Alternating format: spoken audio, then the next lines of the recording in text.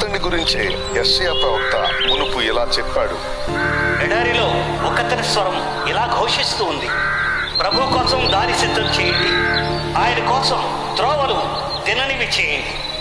ఈ యోహాను ఒంటె రోమాల బట్టలు తొడుక్కుని నడుముకు తోలుదట్టి కట్టుకునేవాడు.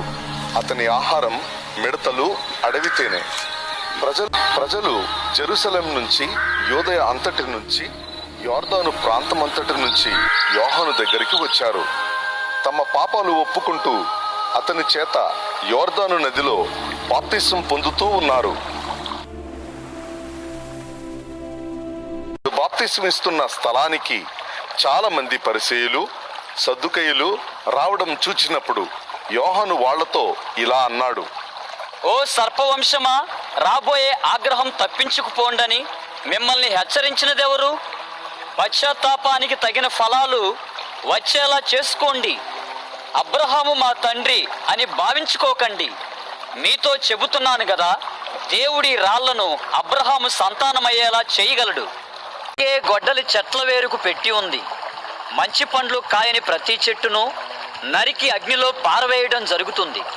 పశ్చాత్తాపానికి అనుగుణంగా నేను నేలలో మీకు బాప్తిసం ఇస్తూ ఉన్నాను. కానీ నాకంటే బల ప్రభావాలు ఉన్నవాడు నా తర్వాత వస్తున్నాడు. ఆయన చెప్పులు మోయడానికి కూడా నేను తగను. ఆయన దేవుని పవిత్రాత్మలోనూ అగ్నిలోనూ మీకు బాప్తిసం ఇస్తాడు. తన తూర్పారా పట్టే చేట ఆయన చేతిలో ఉంది. ఆయన తన కళ్ళం పూర్తిగా శుభ్రం చేస్తాడు. తన గోధుమలు గిడ్డంగిలో పోస్తాడు.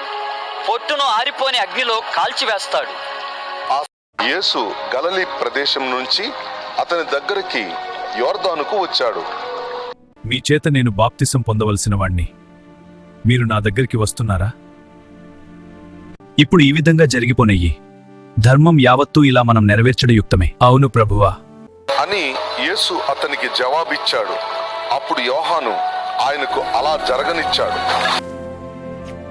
దేవుని ఆత్మ ఒక పావురంలాగా దిగివచ్చి తన మీద వాలడం ఆయన చూశాడు.